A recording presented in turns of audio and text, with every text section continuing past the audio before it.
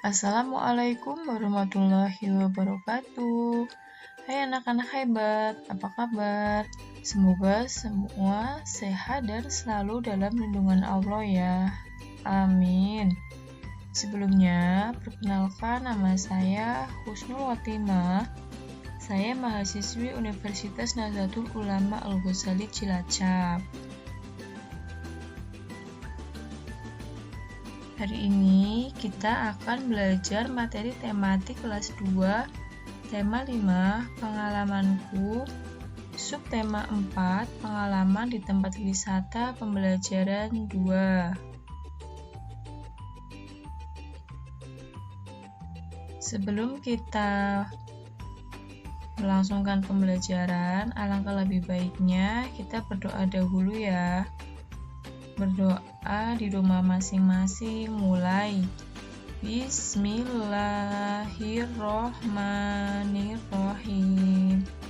Raditu billahi robba wa bil islami dina wa bi muhammadin nabiyya wa rasulah. Rabbi zidni ilma warzuqni fahma. Amin. Alhamdulillah, anak-anak, tadi malam anak-anak belajar tidak? Nah, sekarang kita melanjutkan pembelajaran kemarin ya anak-anak. Sebelumnya, tujuan pembelajaran hari ini yaitu melalui kegiatan mengamati beberapa gambar yang berkaitan dengan sikap sila Pancasila, siswa dapat menunjukkan contoh perilaku di rumah yang sesuai dengan sila keempat Pancasila dengan benar. Kedua, dengan mengamati gambar yang berkaitan dengan sikap sila Pancasila, siswa dapat menceritakan tentang pengalaman menerapkan nilai-nilai Pancasila sila keempat di rumah dengan benar. Ketiga, dengan menggunakan teks air terjun, siswa dapat membaca indah puisi anak tentang alam dengan lafaz, intonasi, dan ekspresi yang tepat dengan baik. Keempat, setelah membaca puisi air terjun, siswa dapat menemukan kosakata baru yang terdapat dalam puisi anak tentang alam yang diperdengarkan dengan benar.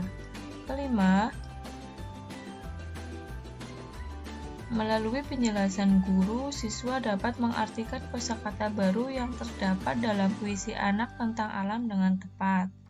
Keenam, dengan mengamati gambar variasi gerak melayang, siswa dapat menjelaskan variasi gerak melayang dalam aktivitas senam lantai dengan benar. Ketujuh, dengan menjelaskan variasi gerak melayang dalam aktivitas senam lantai, siswa dapat mempraktikkan variasi gerak melayang dalam aktivitas senam lantai dengan benar.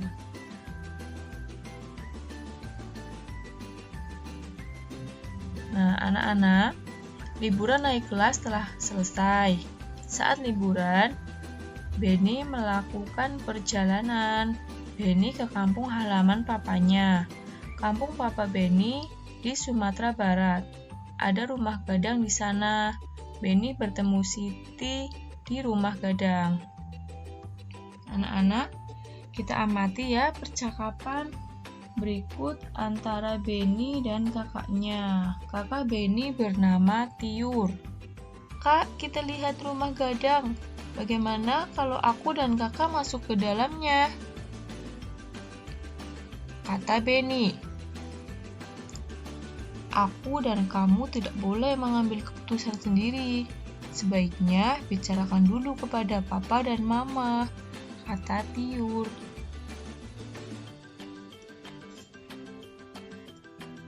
Anak-anak, apa yang disampaikan Tiur kepada Benny?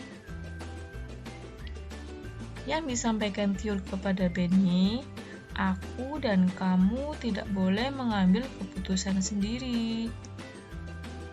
Sikap apa yang dilakukan?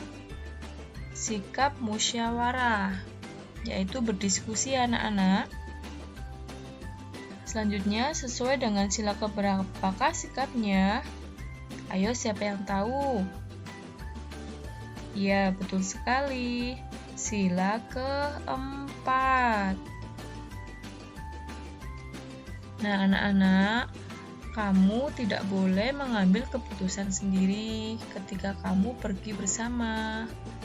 Di bawah ini merupakan contoh sikap sesuai sila keempat Pancasila. Nah, anak-anak bisa berikan tanda centang pada gambar berikut dari contoh perilaku yang sesuai dengan sila keempat Pancasila. Gambar yang pertama kira-kira sesuai tidak ya anak-anak? Di sini terlihat sedang berdiskusi ya, berarti ini sesuai. Kemudian yang nomor 2, dua orang ini sedang menyampaikan pendapat, berarti sesuai ya. Kemudian yang nomor 3, ini juga sedang menyampaikan pendapat, berarti sesuai. Yang nomor 4, terlihat dari raut wajahnya ini sedang marah, seperti tidak suka dengan pendapat orang, berarti ini tidak sesuai, karena kita harus menghargai pendapat orang lain. Nah, lanjut ke nomor 5. Nah, di sini terlihat ada 3 orang yang sedang berdiskusi, berarti ini sesuai ya. Nah, selanjutnya yang nomor 6 juga sedang berdiskusi antara 2 orang, berarti sesuai. Kemudian yang nomor 7, nah ini seperti tidak suka kepada pendapat orang yang satunya, berarti tidak sesuai. Selanjutnya kita perhatikan gambar. Di sini Benny tidak mengambil keputusan sendiri ketika Benny menentukan ketua kelompok diskusi. Nah, dari gambar tersebut terlihat bahwa sedang ada pemilihan ketua kelompok melalui diskusi ya.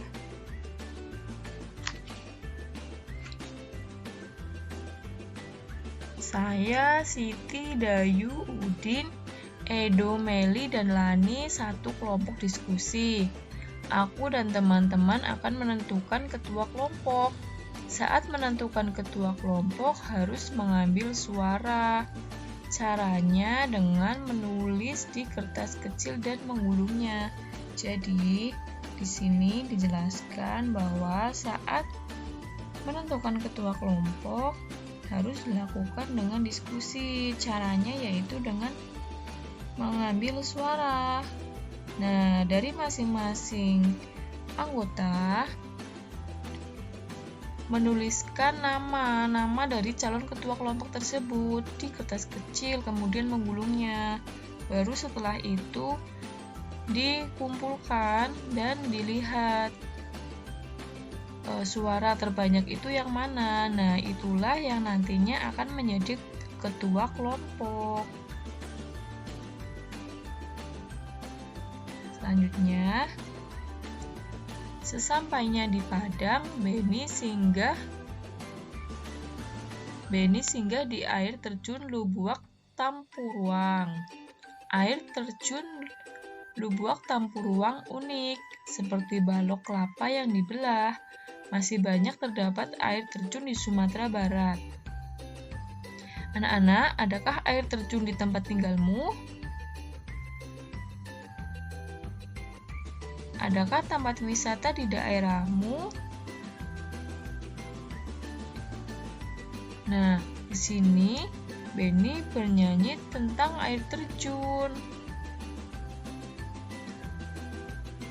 Anak-anak, bacalah teks lagu berikut. Lagu tentang air terjun. Bacalah seperti puisi. Nah, Ibu akan mencontohkan cara membaca puisi air terjun ya anak-anak. Mari kita simak bersama-sama. Air terjun. Dari jauh bunyi berderu-deru, umpama angin yang bertiup kencang.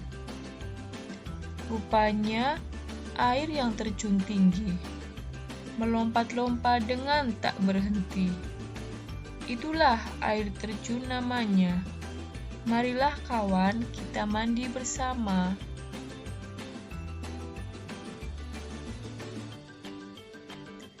Nah, anak-anak, dari puisi yang Ibu bacakan tadi terdapat beberapa kosakata baru ya. Nah, di sini kita akan membahas kosakata yaitu ada jauh, deru, umpama, rupanya, dan terjun. Coba siapa kira-kira yang tahu apa sih arti dari kata jauh? Ya, betul sekali. Jauh artinya tidak dekat. Kemudian deru, siapa yang tahu? Nah, deru adalah berbunyi keras gemuruh seperti air deras. Kemudian ada umpama. Umpama itu apa ya? Ya, umpama itu sama halnya dengan bagaikan. Selanjutnya ada rupanya. Coba apa? Ya, rupanya itu sama halnya dengan kelihatannya. Yang terakhir ada terjun. Terjun artinya melompat turun.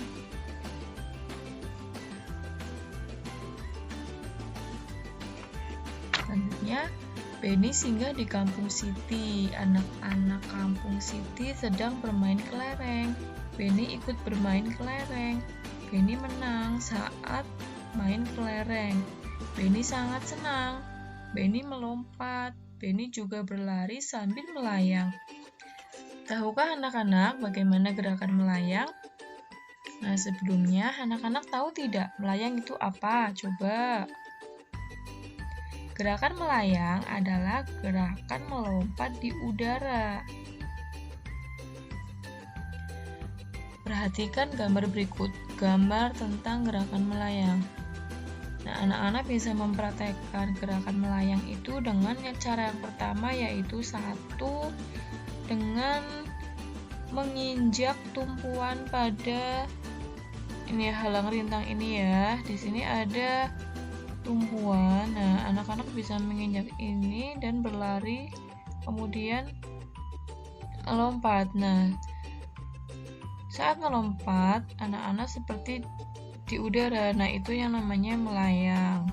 Kemudian yang nomor 2 ini dengan menekukkan lutut ke depan, kemudian anak melompat dengan satu kaki.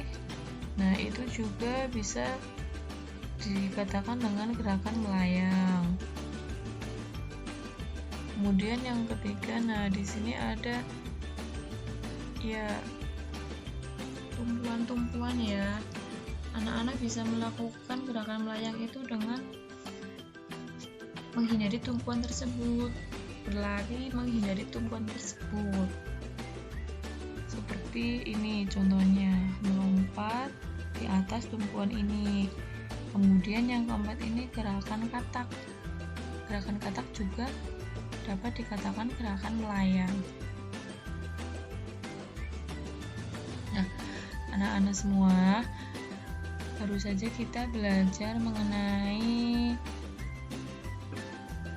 sikap yang sesuai dengan sila keempat. Nah, sekarang anak-anak coba kerjakan evaluasi ini. Yang pertama, berilah salah satu contoh sikap sesuai dengan sila keempat. Jadi sudah Ibu jelaskan ya di depan, salah satunya yaitu menghargai pendapat orang lain saat berdiskusi, tidak boleh mengambil keputusan sendiri, dan lain sebagainya. Kemudian ada tuliskan kembali kosakata baru yang ada dalam puisi air terjun. Tadi kita sudah membaca puisi air terjun. Nah, di situ juga disebutkan beberapa kosakata baru. Nah, anak-anak tuliskan kembali kosakata baru tersebut di jawaban untuk yang nomor 2. Yang ketiga, bagaimana cara melakukan gerakan melayang. Jadi pembahasan yang terakhir tadi sudah Ibu jelaskan bagaimana cara melakukan gerakan melayang. Anak-anak boleh menuliskan salah satu saja ya. Nah, nanti hasilnya dapat pekerjaannya dikerjakan di buku tulis masing-masing, kemudian hasilnya dapat dikirimkan ke Ibu. Nah, alhamdulillah untuk pembelajaran hari ini selesai. Semoga bermanfaat. Kurang dan lebih Ibu mohon maaf. Sampai jumpa di pertemuan berikutnya. Wassalamualaikum warahmatullahi wabarakatuh.